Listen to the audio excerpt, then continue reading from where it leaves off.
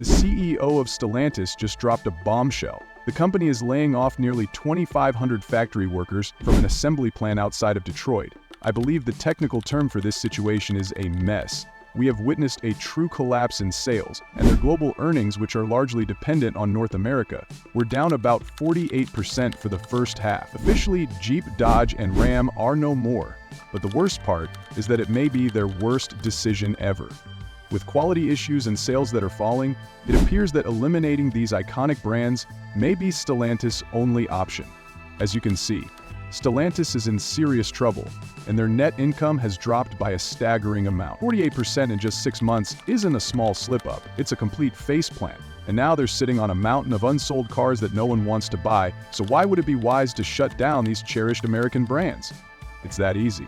There are not one but 3 game-changing factors that led CEO Carlos Tavares to raise the alarm, and we're revealing them today. Let's go back to 2021, when Fiat Chrysler and PSA Group joined forces. Stellantis is losing money, and these brands are the biggest wounds. By letting them go, they might just save the entire company. Being a Stellantis company was the beginning of a massive automobile company.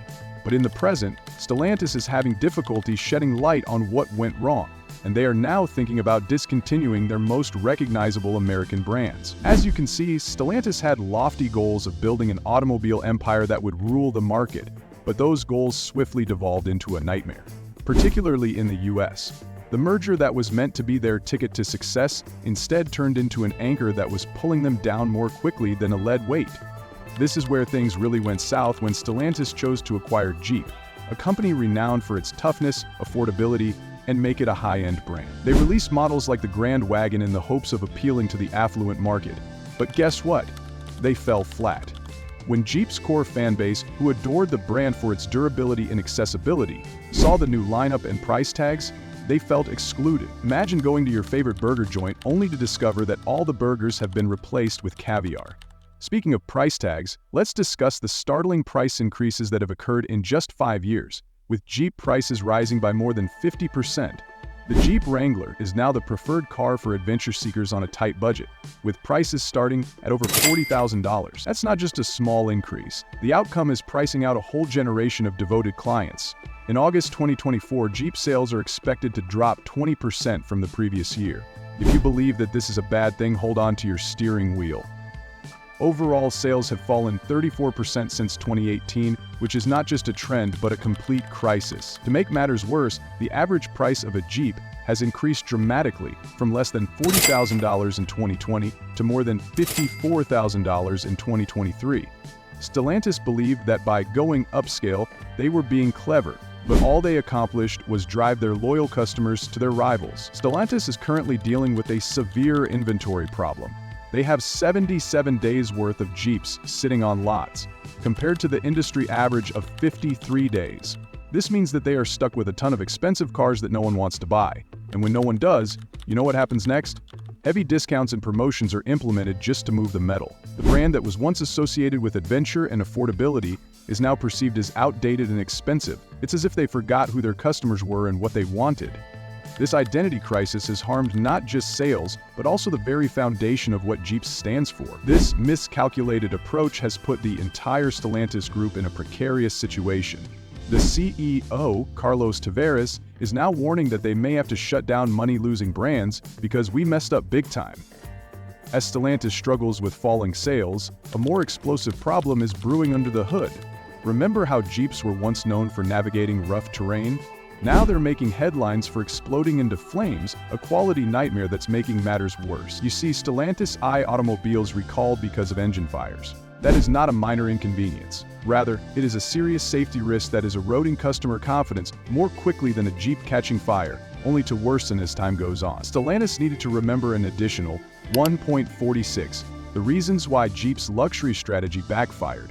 Jeep owners are currently dealing with the reality of driving their brand new Jeep and thinking they are safe, only to discover that the very systems meant to protect them may be compromised due to software problems interfering with the electronic stability control systems.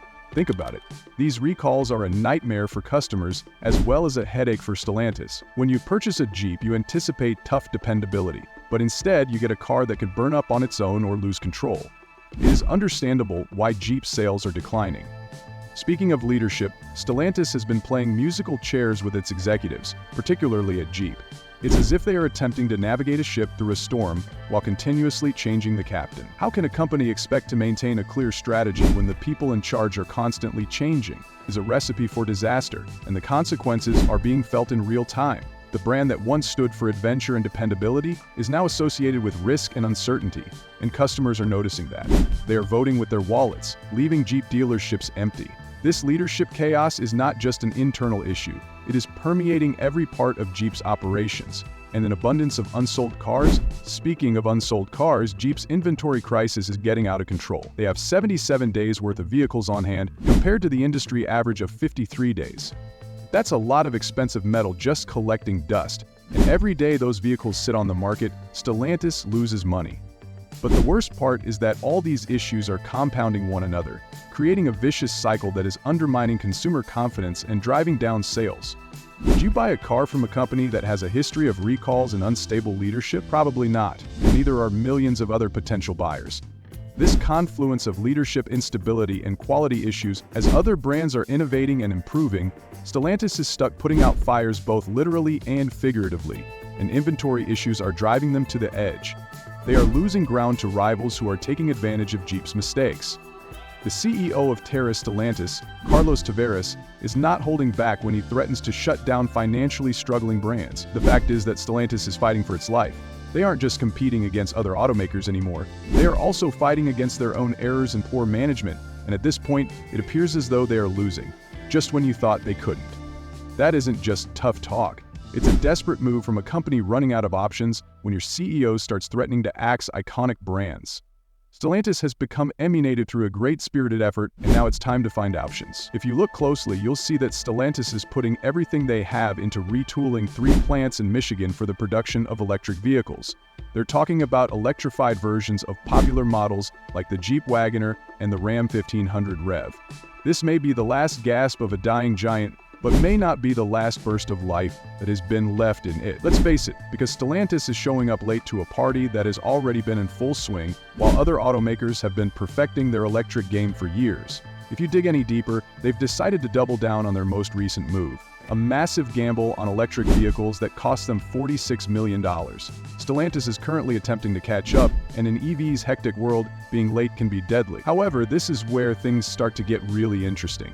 Let's talk about those prices for a moment. Stellantis is having trouble making their EVs affordable for the average Joe. They're trying to achieve cost parity with traditional petrol guzzlers, but it's like trying to fit a square peg in a round hole. Stellantis CEO Carlos Tavares is warning about an EV price war, calling it a bloodbath that could destroy profitability across the entire automotive industry. Imagine that the very thing Stant is betting on could be the thing that kills them. Stellantis is at a severe disadvantage as other businesses improve their second or third generation of electric vehicles due to the EV market, which isn't just a small setback. As Stellantis invests heavily in EVs, they are having trouble with their traditional vehicles and are still struggling with the fundamentals. It's like they brought a knife to a gunfight. This will truly make your head spin. Sales are declining more quickly than a lead balloon, and customers are turning away from their gas-powered lineup. They talk about being in a difficult situation. But hold on, there are more critics who are concerned that this emphasis on electrification may weaken the icon's brand identity. The tough, go-anywhere image that made Jeep famous may be disappearing. It seems like they're attempting to transform a monster truck into a Prius. What does all of this mean for you, the frugal car buyer? Well, it could go either way. The market may see some affordable electric options if Stellantis succeeds in this risky move, but if they fail, some of America's most recognizable automakers may go out of business. Don't assume the government isn't keeping an eye on this, though. There have been rumors of a possible $1 billion bailout to aid Stellantis' switch to electric vehicles. If you're wondering how a car company's problems can end up costing you more at the dealership, you're about to learn that the inventory nightmare at Stellantis is reaching critical levels. They're not just dealing with a few extra cars on the lot. They're talking about a staggering 1.4 million unsold vehicles, which is enough cars to fill every parking space in Manhattan twice over. Let's face it, that's like putting a Band-Aid on a bullet wound. It might stop the bleeding for a while, but it won't address the underlying issue. They're in a difficult situation. On the one hand, they have Stellantis pressuring them to increase their inventory, and on the other, they are dealing with clients who simply won't buy. It's like trying to sell ice to Eskimos, but the ice is burning and the Eskimos are broke. It's like Torres is trying to win a sprint in the middle of a marathon.